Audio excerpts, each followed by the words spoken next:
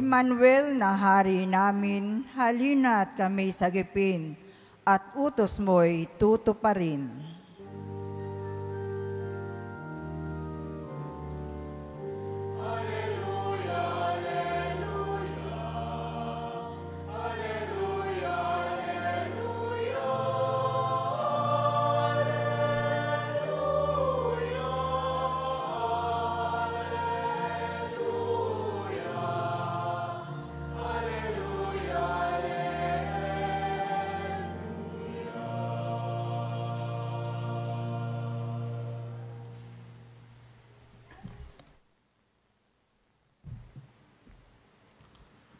Sumainyo ang Panginoon. At sumainyo rin. Ang mabuting balita ng Panginoon ayon kay San Lucas. Papuri sa iyo, Panginoon.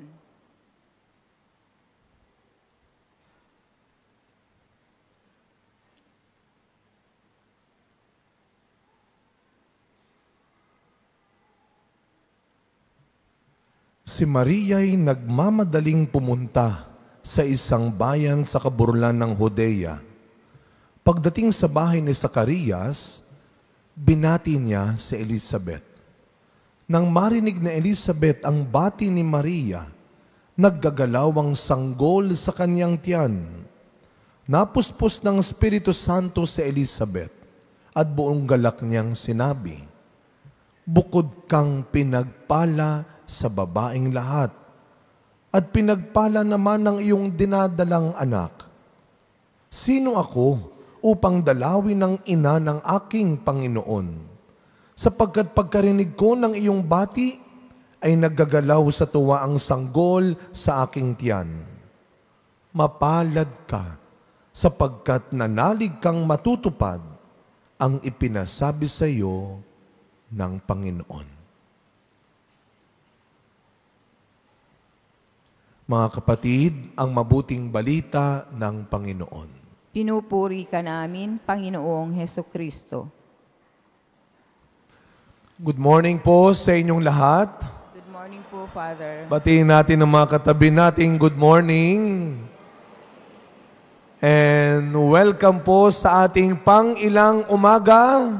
Pang-anim. Pang-anim. Lahat ng naka-anim, taas ng 2 kamay. Ang mga naka-anim, at winawagayway pa nga ang mga naka-anim. Congratulations, palakpakan po natin ang ating mga sarili.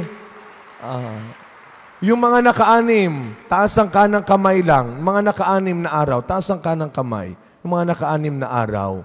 Tapos lagyan nyo sa kaliwa ang balikat, sabihin nyo, ang galing mo. Wow. Baka naman pumalya pa kayo, 3 na lang, ha? 3 umaga na lang kaya huwag kayong magpapadala sa mga tukso. Yung mga magyayaya pa sa inyo sa gabi. Nood muna tayo. Saglit lang ito. Pasyal muna. Ayan, pagising mo, 8:00 na. Naku po, mag-iingat kayo. At konti na lang, 3 na lang mga kapatid. At kapansin-pansin, para tayong tinataranta ng araw, no? Parang minamadali tayo ng araw. Marami pa tayong kailangang gawin, marami pa tayong gustong bilhin. At nagsisimula na rin ang mga party, fellowship, no? Mag-ingat naman kayo. Baka kayo kung kailan magpapasko, saka naman tayo magkakasakit. Saka naman tayo mahihirapan. No? Kaya mag-iingat tayo. At huwag natin kalilimutan, dahil magpapasko na, ang Pasko ay hindi naman tungkol sa paghingi. They say Christmas is not about asking, but Christmas is about giving. Pagbibigay. Kaya huwag kang naniningil, huwag kang nanghihingi. Uy, bigyan mo ko ng pamasko, ha? Pamasko ko, ha? Yan tayo magaling, no? Diyan tayo mabilis, no? Sinasamantala mo ang kabaitan ng lahat dahil magpapasko na. Binubudol-budol mo na sila. Kaya sabihin nyo nga po sa katabi ninyo ngayon, sabihin nyo po ito, ha? Sabihin sa katabi, bibigyan kita ngayong Pasko. Ayan, ha? Ulitin natin ng malakas. Sa katabi, bibigyan kita ngayong Pasko. Oy, nagtutulog-tulugan. Yung katabi nagtutulog-tulugan. Parang walang narinig. Kaya tandaan nyo po tandaan nyo po yung mga nangagsabi sa inyo na bibigyan kayo ngayong Pasko. balikan ninyo sila. No? Alam mo ninyo, speaking of pagbibigay, meron ho akong isang special na advance Christmas gift na natanggap na. Sabi ko nga tanungin nyo ho sila Ben, sila Kuya Roldan. Sa taas ho, ang dami na hong nagbigay ng Christmas gifts, no? Huwag naman ho kayo magsiselos, pero meron akong isang special na natanggap noong Miyerkules, no? Noong Miyerkules ho, pag Miyerkules, nagbimisa na ako sa Baklaran. Meron ako naging kaibigan doong bago, no? Alam niyo kung sino naging kaibigan ko doon? Unang araw pa lang, nagpakita na ho talaga siya ng kanyang kabaitan din. May isang gwardiya doon na kapag darating ako, malayo pa lang, kakaway na yan. Tapos pagkatapos sa misa, ihahatid niya ako, iraradyo niya, o palabas si Father, taxi si Father. Naging magkaibigan kami eventually. At nung Miyerkules, nung bininik niya sa akin yung bag ko, dahil pagkatapos ng blessing ng mga religious articles, binalik, hawak-hawak niya yung bag ko. Pagbalik niya ng bag ko, ba't parang nakaumbok na? Sabi ko, wala naman akong ibang dala, baka may nailagay ito na mali, hindi sa akin. Dahil damit lang ang dala ko, pagbalik niya yung bag ko sa akin, sabi niya, Father, pasensya ka na dyan na, Merry Christmas. Sana magamit mo. Honestly ho, siya ang unang gwardyang nagregalo sa akin. At ako'y tuwang-tuwa sa kanyang ginawa. Hindi dahil niregaluhan na lang ako, kundi dahil nakita ko sa kanya na hindi niya minaliit yung sarili niya. Hindi niya minaliit yung trabaho niya. Minsan meron tayong pagkakataong ganyan, ba't ako magbibigay? Ang yaman-yaman na nun eh. Wala nga kami nakakahiyang magbigay. Huwag mong ikahiya ang kabaitan mo. Ang ikinakahiya, yung kasamaan ng tao. Ang ikinakahiya ay ang katamaran mo, kayabangan mo, kasinungalingan mo. Yan ang ikinakahiya. Pero yung angking kabaitan mo, yun ang nakita ko sa kanya. Huwag mong ikahiya na ikaw ay vendor, tricycle driver, pedicab driver, housewife, na ikaw ay kasambahay, na ikaw ay kargador lang, tauhan lang. Huwag mong ikahiya. Meron tayong angking kabutihan. God created us with goodness in our hearts. And this Christmas, that is the best thing that we can give. If Christmas is all about giving, then this is the best time. Huwag natin ikatakot na magbigay din tayo tulad ng nagagawa ng iba. Ngayong magpapasko, maniwala ka, hindi man lahat tayo ay makatatanggap, lahat tayo ay makapagbibigay. Lahat tayo may maibibigay. Itong mga nagdaang araw, mga kapatid, narinig ho natin sa ating mga ebanghelyo kung paano ang isang babaeng pangalan ay Maria ay pinagpala. Siya ay binigyan ng Diyos ng napakalaking pagpapala. Siya ay pinili ng Diyos, binigyan ng isang malaking karangalan. At ayan ay magiging ina ng ating kaligtasan. Binigyan siya ng Panginoon ng kakaibang biyaya. Ito ilang araw nating narinig kung paano si Maria ay pinili, pinagpala, binigyan. But this time, ang pinagpala ay naging pagpapala. Kaya nga, I always say that we are blessed to become a blessing. That remember, whatever you receive from the Lord, whatever grace you receive from the Lord, there is a higher and greater purpose for that grace. Hindi mo lang dapat ikasikat yan. Hindi mo lang dapat ikayaman yan. Hindi mo lang dapat na ikalamang yan. Ang anumang biyaya, grasya, kabutihang tinanggap mo ay may mas mataas na kahulugan at dahilan. Kaya sa ebanghelyo natin ngayon, ang babaeng pinagpala, naging pagpapala. Dinalaw ni Maria ang kanyang pinsang si Elizabeth. Tandaan ho natin ang kwento ni Elizabeth. Matanda na sila ng kanyang asawang si Zacarias at siya ay baog. Sila'y walang anak. Katulad ng mga may ketong noon, ang tingin sa kanilang mga walang anak, makasalanan kayo, kaya hindi kayo binigyan ng anak. Kaya ano ang sabi ni Elizabeth? Nung siya ay nagdalang tao, ako'y nagpapasalamat sa Diyos. Ako'y tinanggal niya sa kadustaan sa harap ng mga tao. Kaya ano ang daladalahan ni Maria? Isang mabuting balita. Hindi niya isinarili, hindi niya ipinagdamot na ako'y magiging nanay ng Panginoon. At hindi niya ikinayabang. Nagpunta si Maria kay Elizabeth, hindi para magmayabang. Ako ang nanay ng tagapagligtas. Ang anak mo, tagapaghanda lang. Walang halong yabang. Kaya naman, ano ang iginanti ni Elizabeth? Buong katapatan. Anong sinabi ni Elizabeth?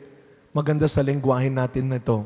Well, kung ang sabi ni Elizabeth ay bukod kang pinagpala sa babaeng lahat, pinagpala ang iyong dinadalang anak, alam niyo maganda sa lengguwahe natin ngayon.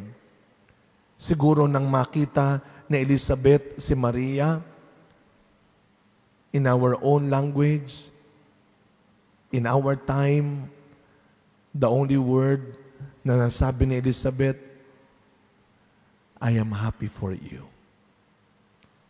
Masaya ako para sa iyo. Hindi siya nainggit. Hindi siya nagalit. At yun sana, yung ating matutunan ulit ngayong magpapasko. Can't you be happy for them?